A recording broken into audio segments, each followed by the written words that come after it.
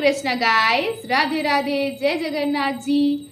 आज मैं आप सभी को जगन्नाथ जी की रसोई से जुड़े कुछ फैक्ट्स बताती हूँ।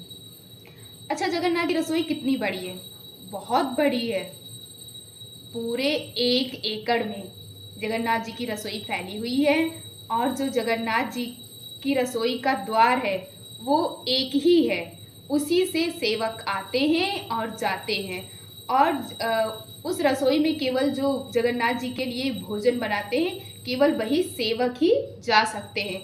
बाकी जो जगन्नाथ धाम में जो हम जैसे भक्त लोग जाते हैं वो वहाँ के पाकशाला के दर्शन कैसे कर सकते हैं? वहाँ पे जगन्नाथ जी की रसोई में खिड़कियाँ लगी हैं तो उनसे भक्त लोग दर्शन करते हैं कि हाँ, कैसे जगन्नाथ जी का प्रसाद बन रहा है, कैसे उनका भोग बन रहा है।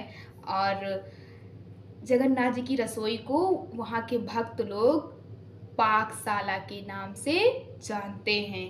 अब जगन्नाथ जी की रसोई में कितने चूल्हे हैं?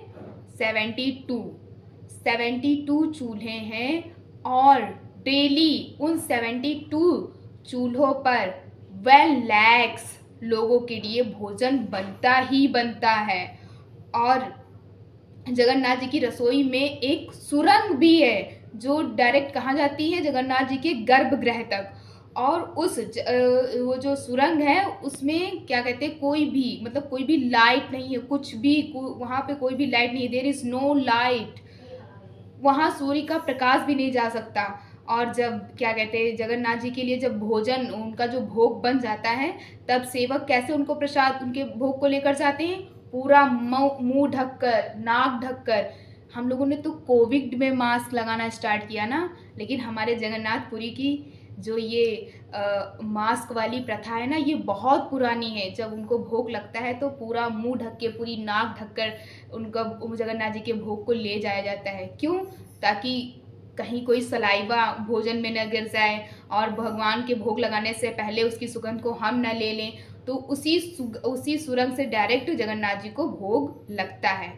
और पर डे पूजा पांडा नाम के पुजारी हैं जो आते हैं वहाँ पाकशाला में, और सबसे पहले वो भगवान गणेश की पूजा करते हैं।